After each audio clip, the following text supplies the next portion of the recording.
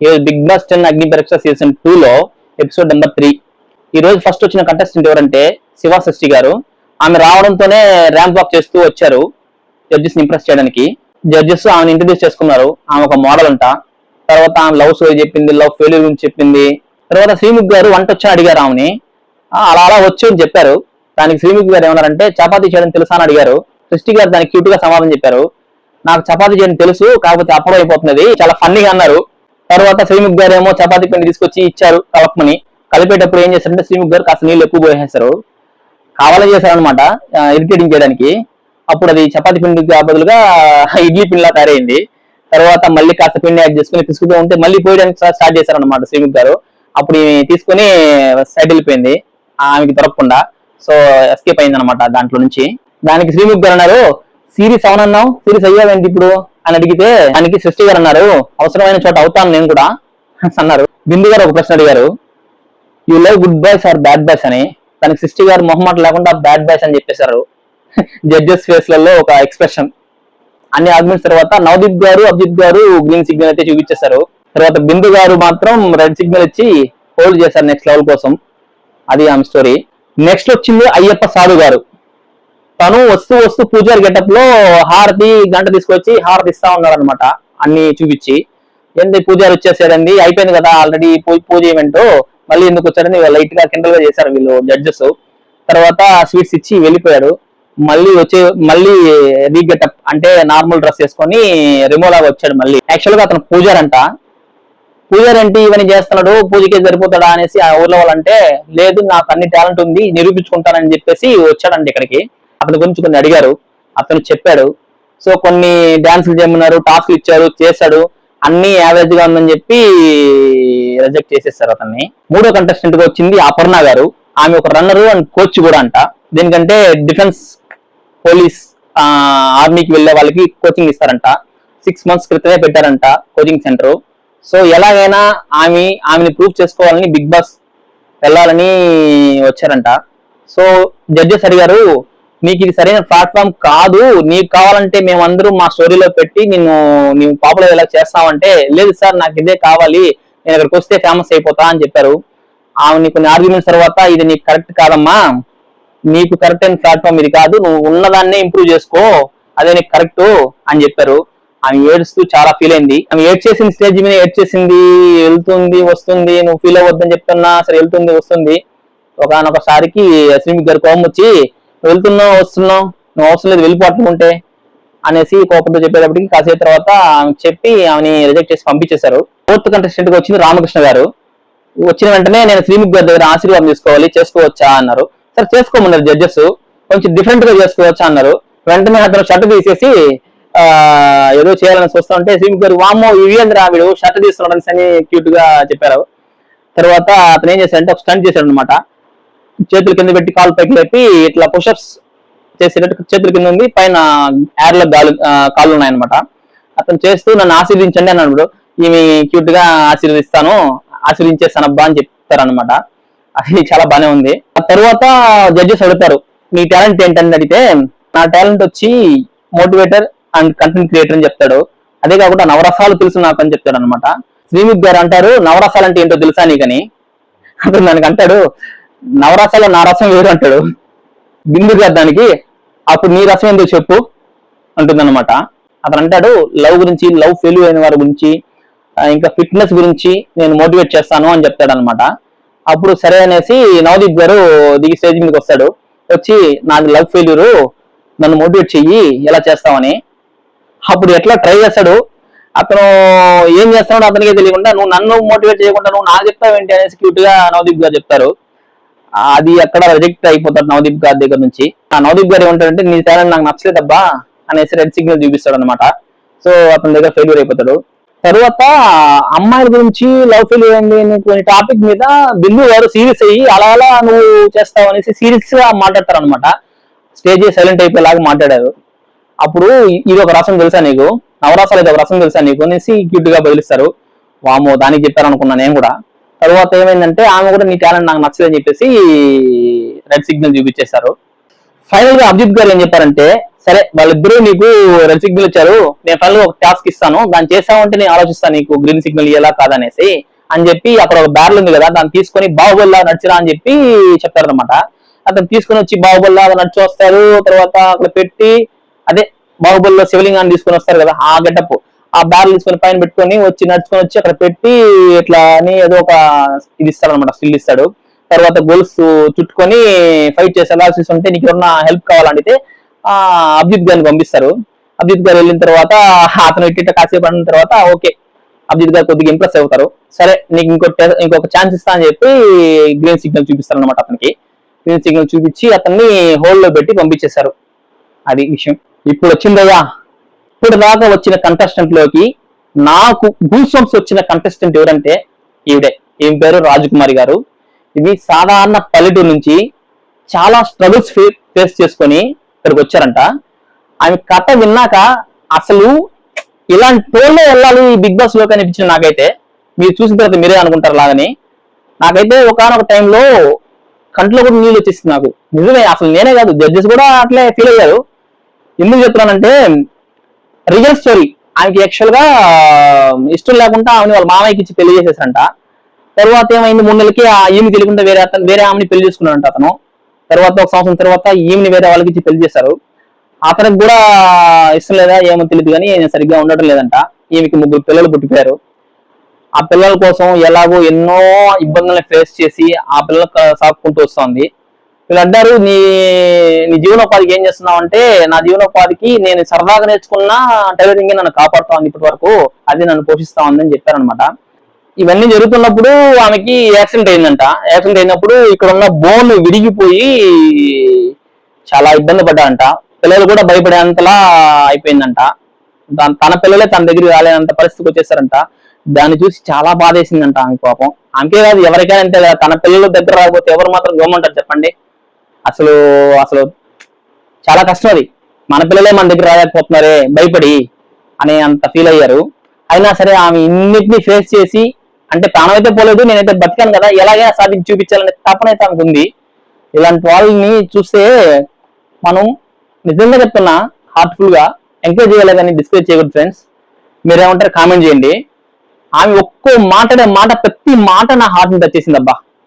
ఎలా అంటే బిల్లువారి గారు ఒక పేపర్లు ఇచ్చారు. పేపర్లో హస్బెండ్ అని రాసి, నీకు నీ జీవితంలో జరిగిన సంఘటనలు, నీ మనసులో నుంచి వచ్చే మాటలు సమాజానికి ఉపయోగపడే విధంగా ఉండాలి, హార్ట్ఫుల్ గా నీకు ఏం అనిపిస్తుందో అది మాట్లాడని చెప్పి చింపుతూ చెప్పు అని చెప్పారు. అప్పుడు స్టార్ట్ చేసింది అయ్యా మాటలు. అసలు ఇది కదా నిజం. అసలు ఆ మాటలు ప్రతి ఒక్కరిని హార్ట్ఫుల్ గా టచ్ చేశారు. ఏంటంటే చెప్పాలనండి, ఫస్ట్ పాయింట్ ఏంటంటే తల్లిదండ్రులు పిల్లలకి పెళ్లి చేస్తారు. పిల్లలు బాగుంటే సరే, బాగలేదు నాన్న ఇక్కడ సెట్ అవ్వలేదు నాకు, నేను వచ్చేస్తానని చెప్పినప్పుడు రావద్దమ్మా సర్దుకో అని చెప్తా ఉంటారు. సర్దుకోలేకుండా చనిపోయిన దగ్గరకు వచ్చి ఏడస్తా ఉంటే అలా ఎందుకు ఏడవడం?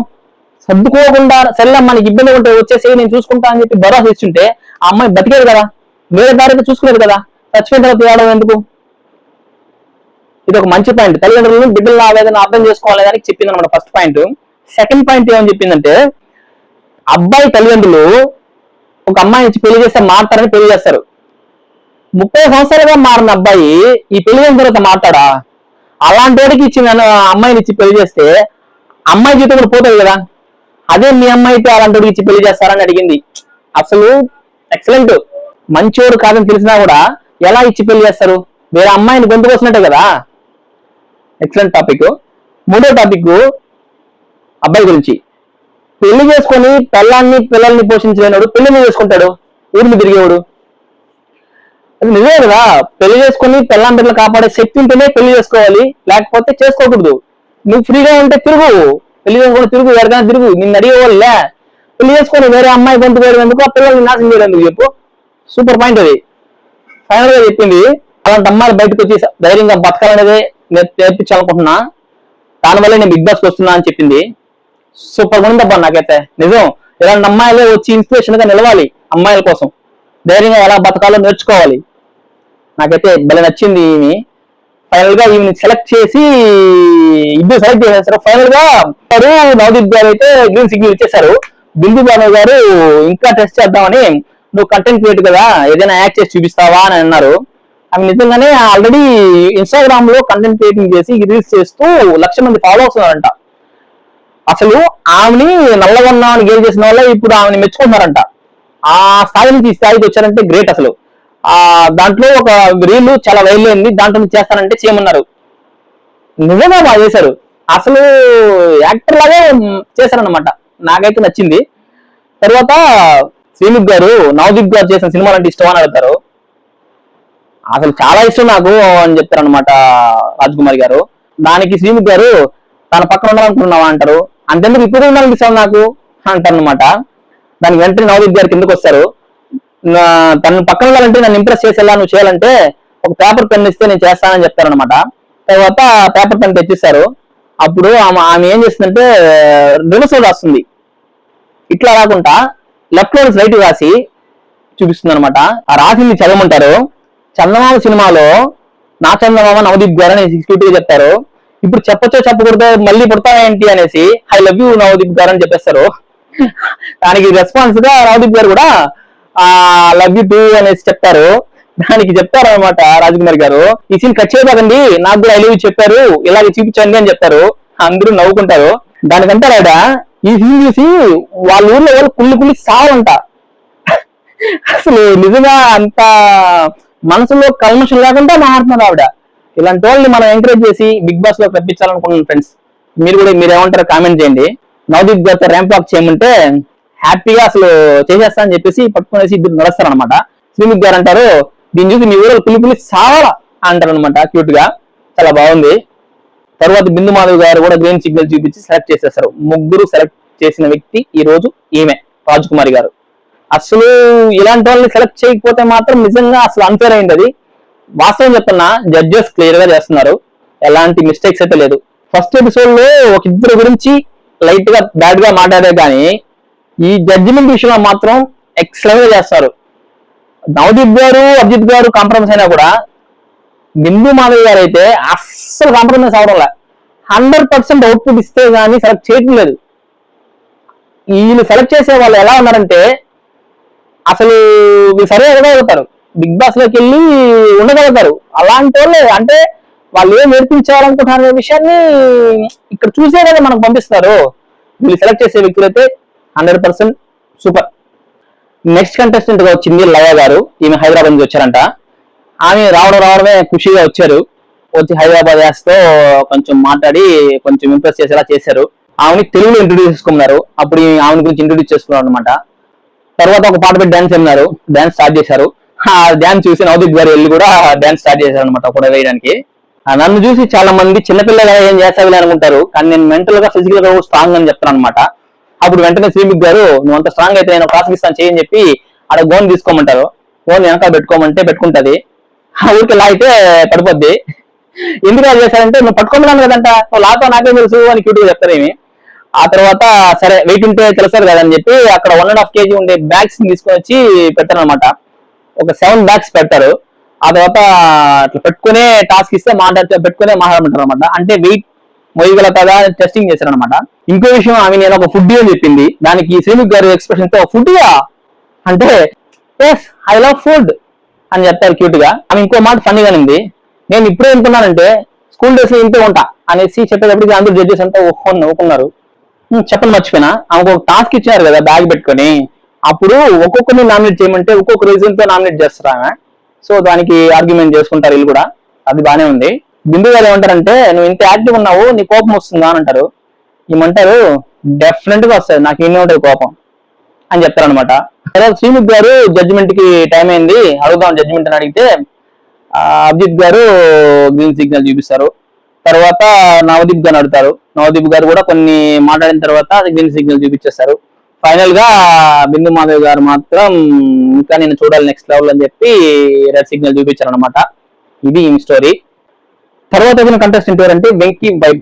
ఇతను వచ్చాడు, డాన్స్ చేసుకుంటే వచ్చాడు. ఇతని టాలెంట్ గురించి ఏంటంటే ఫిట్నెస్ అండ్ యాక్టర్ అంటే ఇతను 98 kgs నుంచి 58 kgs వరకు తగ్గాడంట 8 months లో జిమ్ చేసి 6 pack తీసుకొచ్చాడంట. సో అది మంచి విషయమే, చాలా కష్టమైన విషయం కూడా. అండ్ ఫిట్నెస్ గా ఉంటాను, అండ్ ఆల్సో నా టాలెంట్ ఏంటంటే యాక్టింగ్ కూడా అని చెప్పాడు. యాక్టింగ్ ఇవన్నీ రెండు కావాలంటే నేను డబ్బు సంపాదించాలి, హైదరాబాద్ లో ఉండడానికి, స్టే చేయడానికి ఇవన్నీ ఉండాలి. కాబట్టి డబ్బులు సంపాదించాలంటే నాకు ఒక ప్లాట్ఫామ్, నా టాలెంట్ నిరూపించుకోవాలంటే నాకు ఒక ప్లాట్ఫామ్ కావాలి, నాకు ఛాన్స్ ఇవ్వక్కర్లేదు, నా టాలెంట్ నిరూపించుకోవడానికి ఒక అవకాశం ఇవ్వండి అని చెప్పి అడుగుతాడు అనమాట. అజిత్ గారు ఏమంటారంటే, నువ్వు యాక్టర్ అన్నావు కదా, నీకు ఒక సిచ్యువేషన్ ఇస్తాను, దానికి తగ్గట్టు యాక్ట్ చేసి చూద్దాం అని చెప్తారు. నిన్ను ఒక టెర్రరిస్ట్ అటాక్ చేశాడు, అతని నుంచి తప్పించుకోవాలంటే ఎలా యాక్ట్ చేస్తావు అని చెప్తే అక్కడ ఏదో చేస్తాడు, స్టంట్ చేసినట్టుగా అక్కడ దూకి ఇక్కడ దూకి దాంతో కొట్టి దాంతో గిట్టి ఏదో చేస్తాడు, చేసి యాక్ట్ చేసి కొంచెం ఇంప్రెస్ అయ్యేలా చేశాడు. ఓకే, అంతవరకు బానే ఉంది. నెక్స్ట్ జన్మ అంటూ ఉంటే పందిలాగా పుడతామని రాసావు కదా, సరే ఒకసారి బురదలో పొల్లడు చూడు, హాయిగా ఉందో ఎలా ఉందో చెప్తాము, అప్పుడు చెప్తుగా నువ్వు కూడా అని చెప్తే తీసుకొచ్చి పెట్టి అతను బురదలో పొల్లాడి మూతికంతా పూసుకుంటాడు ఇంప్రెస్ చేయడానికి. అతను ట్రై చేస్తాడు. బిందు మాధవ్ గారు ఏమంటారంటే పీస్ఫుల్ గా ఉందా అని అడుగుతాడు అనమాట.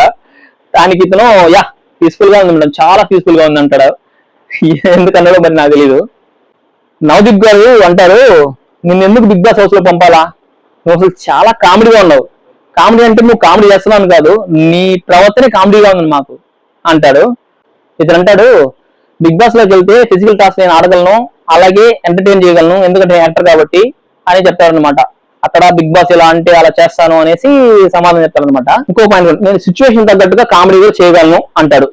సో అలా ఉన్నప్పుడు నేను ఎందుకు వెళ్ళకూడదు, జడ్జిస్ ని అడతాడు అనమాట. అలాగే జడ్జిమెంట్ టైం వచ్చింది, అడదాం అనేసి రేమిక్ గారు చెప్తే ఫస్ట్ అడగడం నవదీప్ గారు అడతారు. నవదీప్ గారు ఏమో గ్రీన్ సిగ్నల్ చూపిస్తారు. అతను హ్యాపీ అయిపోతాడు, ఓహో మనం సెలెక్ట్ అయిపోయాం కదని. బిందు మ్యామ్ దగ్గరికి వెళ్తే కదా తెలిసేది, ఆమె అయితే గ్రీన్ సిగ్నల్ బదులుగా రెడ్ సిగ్నల్ చూపించేసింది. సేమ్ అభిజిత్ గారు కూడా రెడ్ సిగ్నల్ చూపించేశారు. కానీ ఇతను నవదీప్ గారు చూపించిన ఒక గ్రీన్ సిగ్నల్ వల్ల హోల్డ్ అయ్యారు, అంతే, సెలెక్ట్ అయ్యాను కాదు. ఇది ఈ రోజు జరిగిన కంటెస్టెంట్ డీటెయిల్స్. మీకు ఈ వీడియో ఎలా అనిపించిందో కామెంట్ చేయండి, మన ఛానల్ సబ్స్క్రైబ్ చేసుకొని ఫాలో అవ్వండి. థ్యాంక్ యూ సో మచ్ అండి, బాయ్.